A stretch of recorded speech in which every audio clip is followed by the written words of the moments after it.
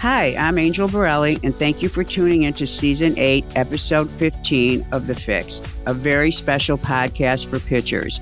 Today's podcast is going to cover all the structural shapes of the pitching motion because on your road to velocity production, you don't want to skip over developing the structural skills involved in pitching that are, in fact, the positions and angles of the body that make it easier for you to have a clean acceleration path to the plate.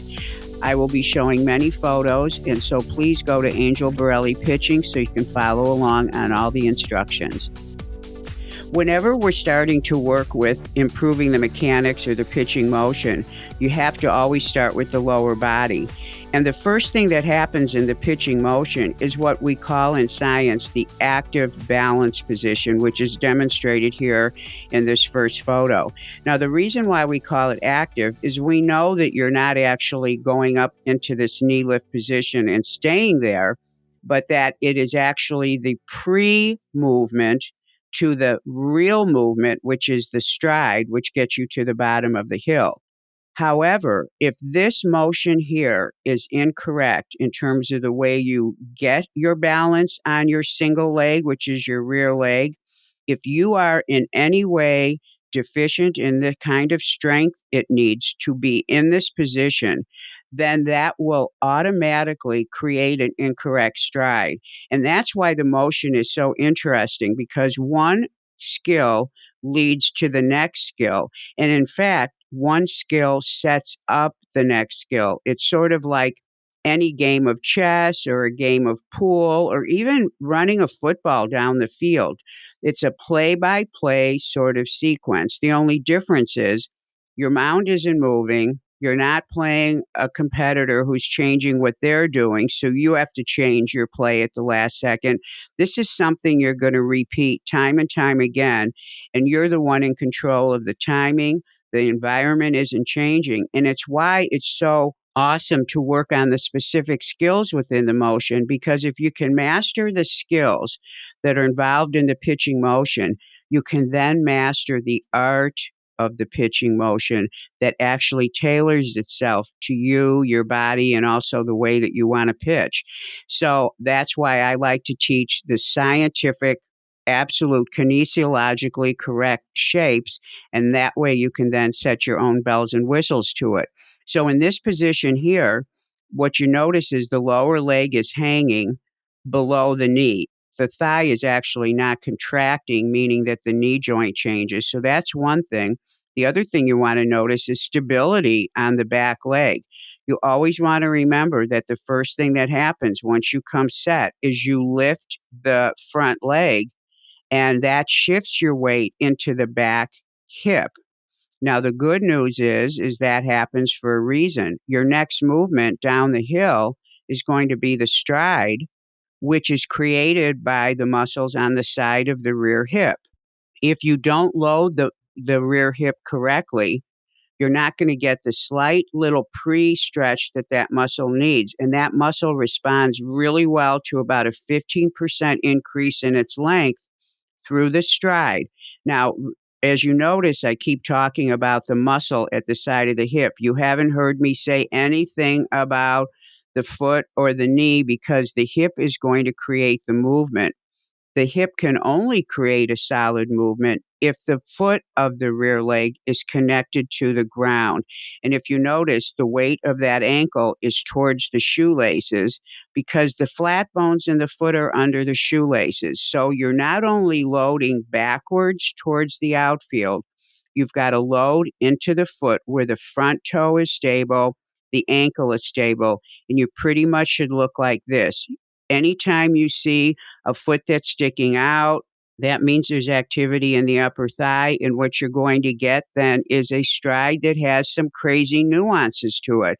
And I'm not saying that every pitcher who kicks his leg out or goes in a circular motion is wrong. We're not saying that at all. But when you are in this phase of your training program, which is preseason, you're getting on the mound, and we want to call it the thinking phase of your throwing program, you want to start to examine the very specific skills and what you need to be able to do so that when you put it all together, you will have improved some of the skills that are built into the motion.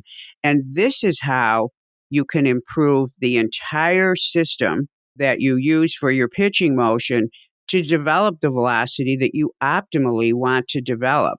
So this position here is really critical. And what I suggest is when you start doing your throwing program, you're going to take one skill at a time. So what I have my guys do is I say, get up to the top of your knee lift. And then I have them stay there. And then I'll stand next to them and they'll go up and I'll say, so hold it, hold it, hold it. Now go.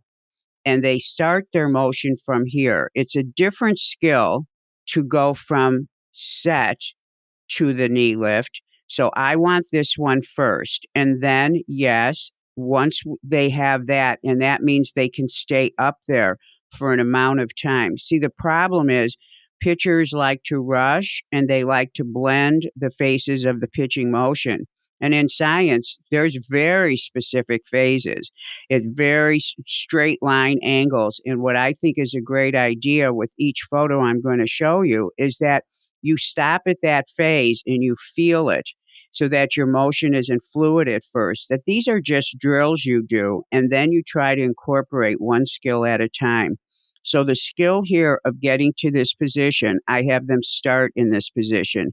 The next thing I do is I say, okay, now take your signs, come set.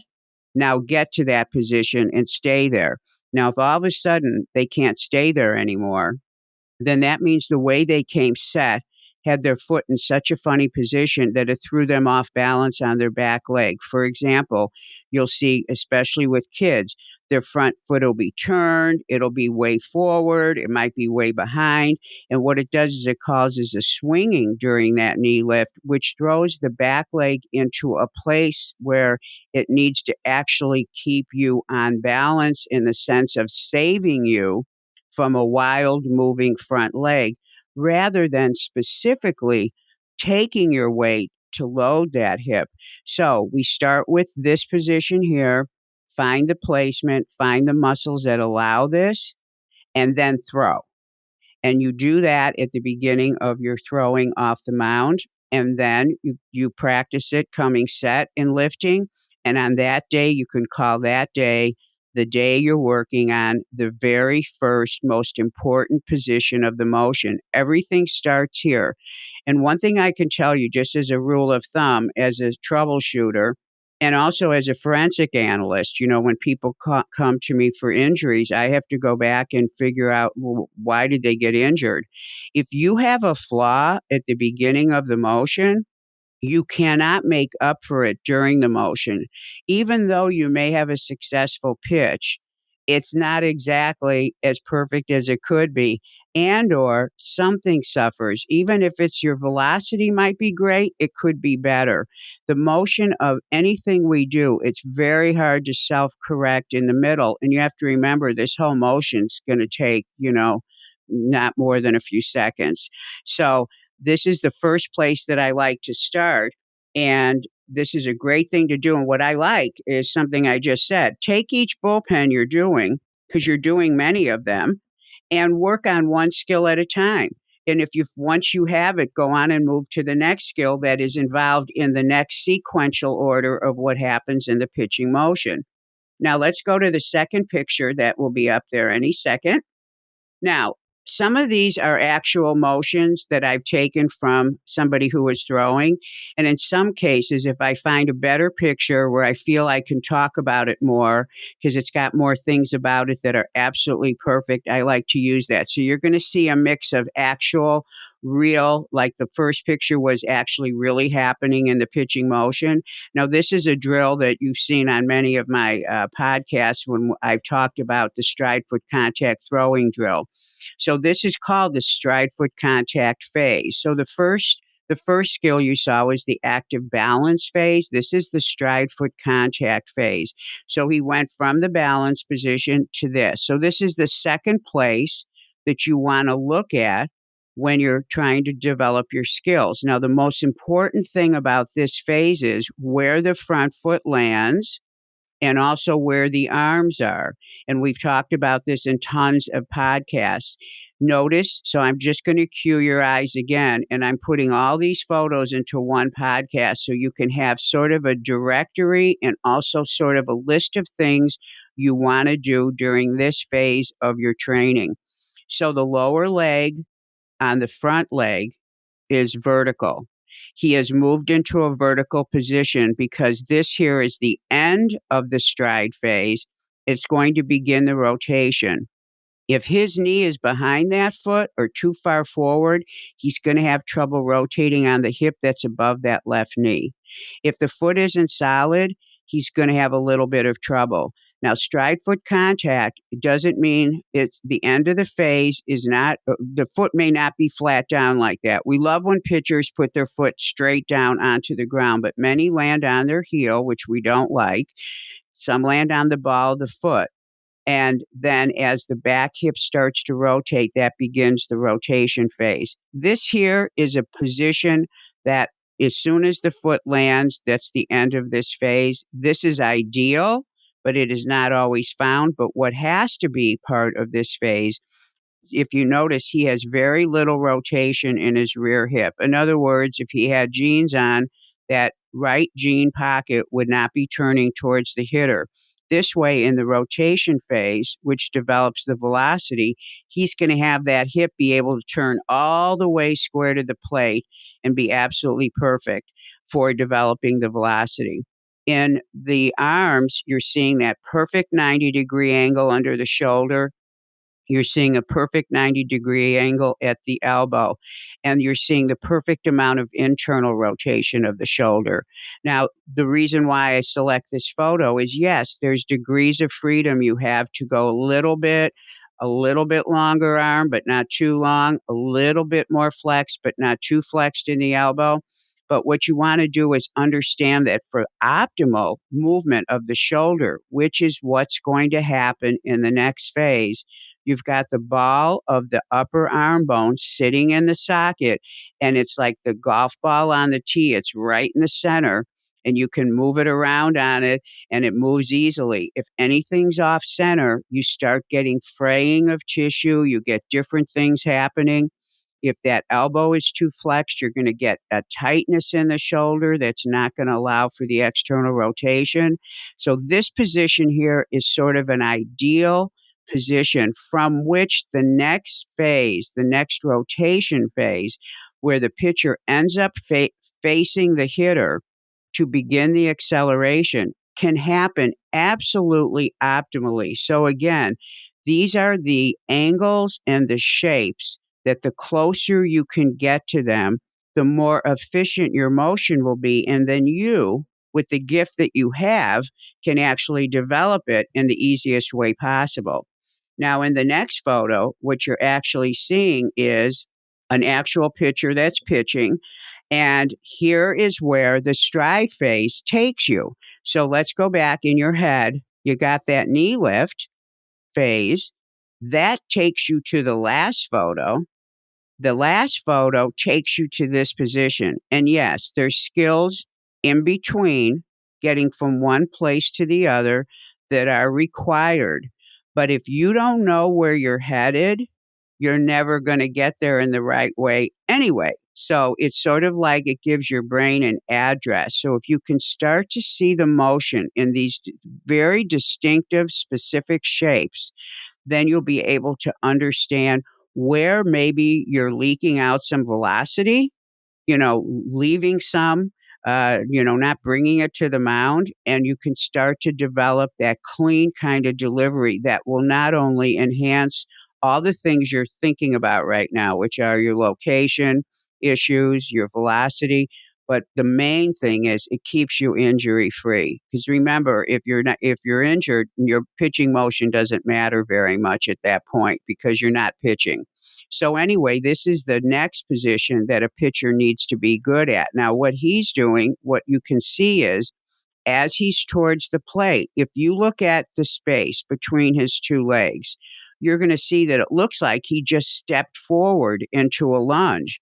And in that first, in the second photo that I showed you, his foot was in a perfect position to allow for rotation. And this is a different picture into this position.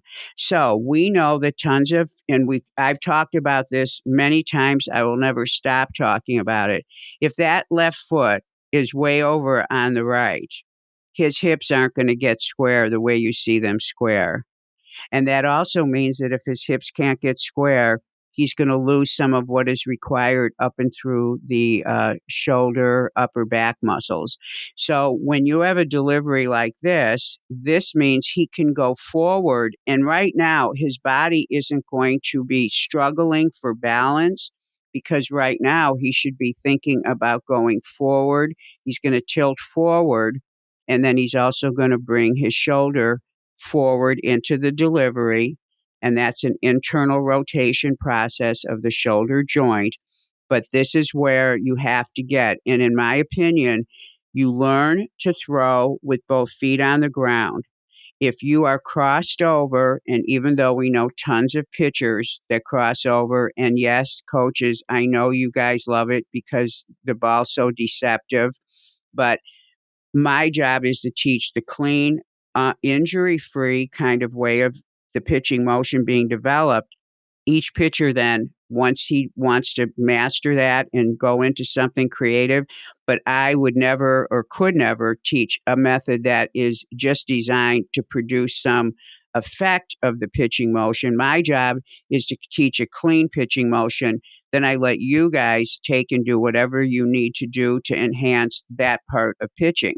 So for right now, this is what I recommend, that you learn to be in a balanced position when you are in what's called max external rotation. So the key elements you see here is at a 90-degree angle in his shoulder. That arm is going to come up probably through acceleration. He'll tilt to the left a little bit, and then the hand goes out. So the shoulder brings the hand out. And if you think of this as a car, the car's on four wheels, everything's balanced, and now he can put the foot on the gas and go forward because the tires are facing forward. So this is the max external rotation position. The other thing I want you to notice is that his back foot is still on the ground. And when you have a weird placement, if you see a pitcher in this position and his back foot's off the ground, I mean, just think about the balancing act that would be for this pitcher if his foot was off the ground. And that's with the left foot being nicely placed to the left side of his body. He'd have a problem. If you move that left foot over to the right, he's going to be on a tightrope. So this is the third thing you want to take a look at when you start pitching. You want to actually be able to really feel that the pitcher can do whatever he wants with the ball because his body isn't fighting him or working on being balanced because of some crazy placement of his body weight, but can actually serve at the luxury of being able to throw the ball hard and with efficiency. If it's distracted by doing other things, and that's the way I want you to think about this, then a pitcher's going to be compromised during the part of the motion that happens now, which is actually getting the ball out of his hand and to the plate. So let's go to the next photo that will be up there for you. And now on this photo here, the reason why I chose this is actually part of a follow-through drill that I've provided on other podcasts. The reason why I like this is it shows the clean angles, and every pitcher is going to look a little bit different on this. But as that pitcher comes from the prior movement that you saw, the prior phase, the prior position, I should say, was called max external rotation, where the pitcher turns and faces the hitter. He's got everything pre-stretched that needs to be pre-stretched so that it can accelerate the ball forward. Now, in this picture here, what you're seeing is, first of all, again, look at the two legs. They've got space between them.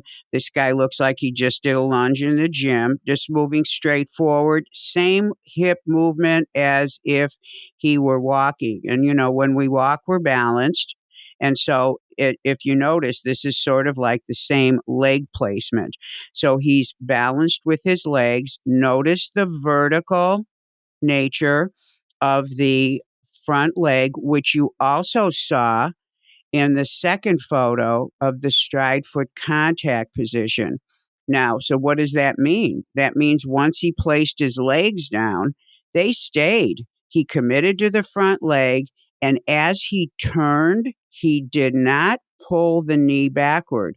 Now, this is another guy, but that is exactly what having a good lower leg does, is it allows you to rotate closer to the plate.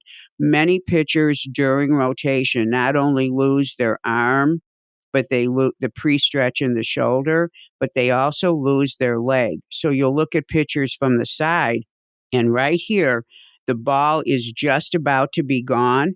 You will see them pull their knee backward because they're trying to stabilize because they weren't stable to begin with. And that hand at release will move towards the backside of the pitcher rather than going forward. So what we're looking for is we're looking for a pitcher that gets over that front leg and can actually get closer to the plate, which increases the velocity of that specific pitch. So the key things here are that you see a perfect low back. That back is not rounded. You see a perfect length from the front foot, from the rear foot, from the toe, running right up the side of his body. And we're lucky he had stripes on that day. Look at the stripes. Look at the head and the hands out in front. And of course, as he goes into his follow through, which I'll show you in the next photo on a different picture, you will see that that tilt is more, the back leg comes up and that hand will be out further. So let's take a look at that actual next position, which is what the acceleration position leads to. So the most important thing to understand about the follow through motion, and notice now he's up on his front leg. This is a different picture, but the knee has now straightened. And now, as you see, it makes sense. And the lower leg is still the same way it was. So what this tells you is this pitcher came up on top of his leg. He didn't pull backward. And that's really what you want. You want to start at the top of the mound. You want to stay high as you go down the hill. And then you want to deliver the ball downhill, but you don't want to go downhill with it. So you keep that leg strong and notice again that perfect position of the low back. And he's only throwing at a short distance here, but on the mound and at a full distance, you would see that leg up higher. But he's showing all the elements that we want. The elements we want are the head's in a great position. The shoulders are higher than the hip. If you see a pitcher, in fact, during the World Series, I saw a pitcher start losing his follow through and his shoulders were below the hip. And it was one of the better pitchers that never saw it to the playoffs because he was having some problems. You can't follow through incorrectly and expect not to get hurt. It is exactly, and you know, if you've listened to me, the analogy that I love, you can't keep your car from getting messed up if you're going to slam into the wall to stop you instead of knowing how to apply the brakes. When you apply the brakes with this position, your low back now is in an optimal position for deceleration of the abdominals because you're going forward. So the back is holding you up. The back muscles are working in extension, and that's how they work. His back leg is off the ground, and you can see his right glute muscle is actually lifting the leg. His knee isn't drawn down towards the floor because he didn't use his hip properly. So he's got good elevation there, especially for this distance. And the other thing I want you to notice is you can see his pitching hand. And if we were on the other side, we would see a released elbow. That is a follow through. When you see that, you know you went through the ball. You didn't cut off the pitching motion. You finished the pitch, and that is going to be the best way that you can get velocity on the ball. That is why when we're looking at all these shapes, we're really doing what all of you want to do, which is cementing the skills that are required in the pitching motion so that you can actually develop velocity. So I think right now what I want to talk about, and I really want to ground you in working with these shapes. The most important part of learning how to improve your skill, and I know that is what all of you want to do right now, is being able to be a thinker before you start going into your automatic pilot mode. And that's why I like to call this phase of the throwing the thinking phase. In fact, I give my guys crazy drills. I'll have them do something where you can see their brain going crazy trying to think of it. And it's a drill that's very close to the motion, but I've like taken something away from them that they use so much. Like, for example, the simple drill of not giving him a glove arm. Throw the glove down, put your glove arm behind your back. I mean, they're so used to like doing something with that glove arm that's maybe crazy. It's why they're getting that drill. That when you take it away, they have to think it. And I want them thinking. Thinking gets a bad press because we don't want you thinking when you're performing. But in order to learn skills, you have to let that skill raise itself up through the brain into a part of the brain where it can think its way through, where you're not performing incorrect habits. And then once you have that and you repeat that enough, and by the way, efficient mechanics are the most repeatable of any type of mechanics. Once you've repeated it enough, it moves itself into what we call the motor control center of the brain. That's the part of the brain that doesn't have you thinking every time you raise a cup or a bottle to your mouth. You know exactly where it goes. It's the part of your brain that's helping you do whatever you're doing right now while you're listening to this. It's the part of the brain that is absolutely amazing. But to get the efficient movements in there, you have to practice them. And if you don't know what you're practicing, you don't get any content going in there, or you get something that's not as good as it could be. Now, when you're trying to improve a sports skill that you're already pretty good at, and the guys that come to me are great, what you have to do is you have to find the weakness. For me, I have to find their weakness or the thing that isn't as good as it could be, the thing that's blocking their movement. And the next thing I have to do is get them out of their automatic pilot brain. And believe me, the minute you take the mound or you get a catcher or, the catcher's down, it's like all of a sudden, boom, because the pitcher starts thinking pitching. But what this phase of the throwing program should be is your thinking phase. Think of it as your transformational phase. If you don't transform a part of your motion that isn't as good as it could be, you will not transform your velocity. And in fact, I've said this before. What I want for all my pitchers is I want them to learn and understand what they're doing so they have the capability of improving over time, increasing their velocity over time, so that if they go on and pitch into their 30s or 40s, they're getting better every year. They're not injured, but they're getting better. Performance should improve every year that you repeat something. And we all do this in our profession. I mean, I can't tell you how much more I know about the pitching motion now than I did 10 years ago, 5 years ago, definitely 15 years ago. I've been in pitching now for about 27 years, and it never stops. I never stop learning something about pitching. Every day I come home because I saw something a different way, but it's because I stay with it. So I get better every day. And I know all of you listening at whatever jobs you have, you get better every day. You get better at math. You get better at spelling. There is no reason why a pitcher shouldn't get better every year. And when I ask myself, why don't they? Why don't we see increases in velocity? We do a little bit now. I have seen some jumps, but basically, we don't really see that, especially in the guy who has more potential. If you are doing something that's not as efficient, it not only stops the efficiency of the motion at that point where you break down, but then it affects every part of the motion after that. And most of the things that block our efficiency have to do with what you do from the top of that knee lift to your landing. I can tell you 95% of the things I have to correct are that. And when you correct that, the rest just happens. So, what I want everyone to do is to start rethinking the way they're labeling what they're doing. When you get on your mound, and you should be, if you were following the throwing program that I talked about the last episode, not specifically that, but just that you took the time to develop something systematic for yourself.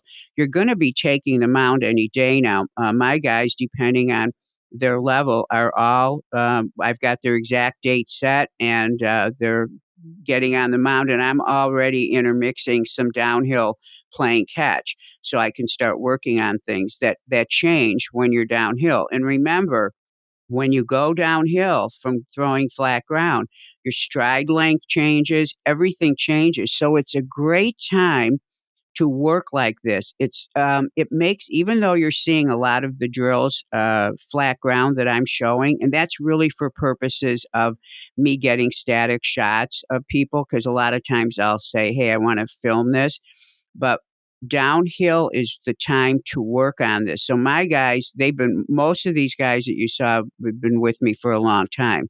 So we're working on skills all the time. But for you, without an instructor there, this is the time when you really work on it, because then you don't have to learn it a second time on the mound, because the mound changes everything. So get up on that mound. Just your eye seeing the hill going downhill changes the way you're going to balance on that back leg. But I want you to be secure in each position. So either take one position at a time, work on it, make sure you integrate it, then go to the next one. Don't try to go out of order.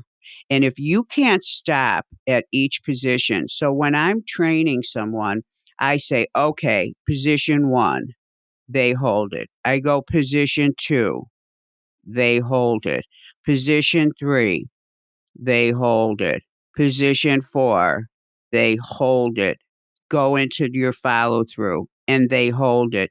If you see someone wobbling or falling all over doing that, that means that, for example, let's say they're at position 1, and I say, okay, show me position 2, and they can't do it, then they landed incorrectly. So the motions that occur in between are very specific. Everyone knows you get to your front leg. Everyone knows you rotate, and you rotate in 3 pieces, hopefully, and you get to max external, and then you tilt forward, and then you go into your follow through. You can't work on the in-between motions, the stride itself, or the rotation, which are the 2 important skills to have, unless you know where you're headed. And guess what? Except for the rotation phase, which is specific, your brain is really good.